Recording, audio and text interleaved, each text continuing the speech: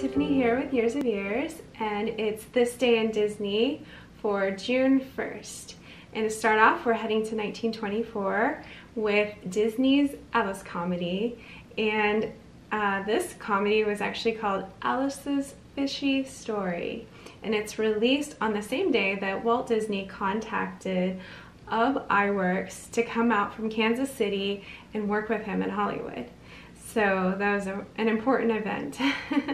But this Alice comedy is actually about Alice. She's at home and she needs to practice her piano, but the boys show up and want her to go fishing with them. And she really wants to go fishing. So what does a smart girl do? Put her dog on the piano so her mom won't even notice that she's gone fishing, because you know, your dog can play the piano, right? So that's what she does, and she sneaks out the window and heads out with the boys. Man, this cartoon is totally set in the 1920s because they just pile into a car. They're like hanging all over the car, and these are live children driving down the road, but that's just how it was back then. And she's directing the way to the best fishing spot. And they get there and have quite a lot of fun trying to catch fish, and they're not catching any. So she ends up telling them a story about how she helped to catch fish with the Eskimos, because it had all frozen over up there and they couldn't catch any fish and their children were gonna starve. And so she enlists her cat Julius to help her to catch all these fish, and it's pretty funny. So what's interesting about this part is now it's become animated when she starts telling this story. So there were 57 Alice comedies, and the goal of them was having a real girl set in the animated world, and that was really the point of these cartoons. And they're really cool. Well, cartoon comedies, you know, because a lot of them are, you know, real life, so it's mixed together. It was a neat, cool idea. And there's, did I mention, 57 of them, so there's plenty for you to go check out.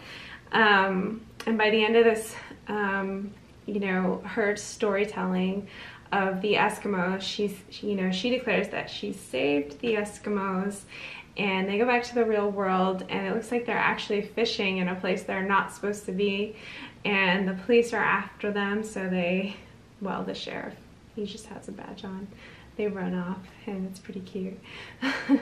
I love Alice comedies. I think they're a lot of fun. I think they were really ingenious at the time, and I'm quite sure lots of people really, really enjoyed them. And you have to realize that this is what got Walt from, you know, where he was at the beginning, and Ub Iwerks and all of them that were working on those Alice comedies, you know, to the point that we got with Mickey.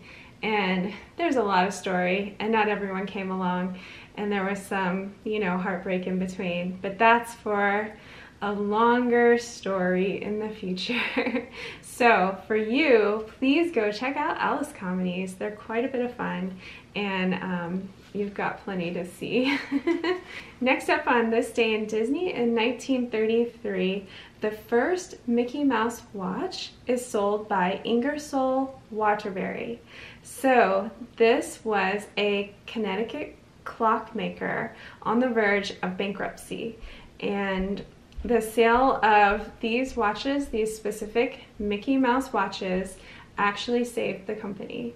So by 1935, Ingersoll-Waterbury Company reports that it has produced 2.5 million Mickey Mouse watches during its 2 years with Disney.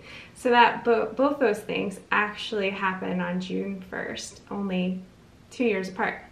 So by 1957, 25 million watches had been sold, and the 25 millionth watch went to Walt Disney himself. So this was really cool. I've heard some people talk about these Ingersoll Mickey watches, and you're gonna have to go look them up yourself to see what the originals look like. But they were pretty special watches, and you can, I'm sure, find one on eBay or lots of other, well, maybe not lots, it would be hard to find, but for a price tag, of course. So the Mickey Mouse watch was actually taken off the market because for a while the company wanted to sell a more reliable, inexpensive watch, which was Timex. So yes, I'm sure you guys know. If you didn't know about Ingersoll-Waterbury, I'm sure you know about Timex. And the Mickey Mouse watch was brought back in 1968, and it's pretty much stayed with the company since then. Of course, there's lots of different Timex Mickey Mouse watches out there, but the specific Ingersoll Waterbury, you know, Mickey Mouse watch that was the original, you're gonna have to go see it. And it was very, it had, you know, the iconic Mickey on it, and they worked with the Disney company. At the time, the Disney company was trying to work with distributors for different products as well to help them out. This is all happening in between 2 world wars. So, you know, people had to really work together to get things to happen and keep their companies going. And that's what they did. They worked together.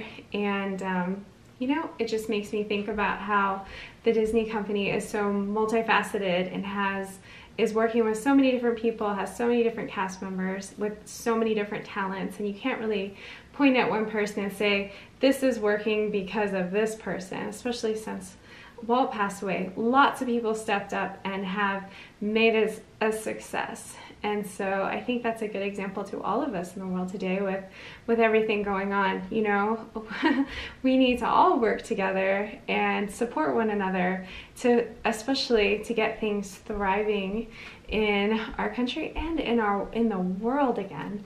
So I think working together is key, and that's what worked for people during the World Wars, during the Great Depression, and I believe it'll work for us now. So that's it for this day in Disney. I hope you guys are having a great start to your week, and we'll see you next time.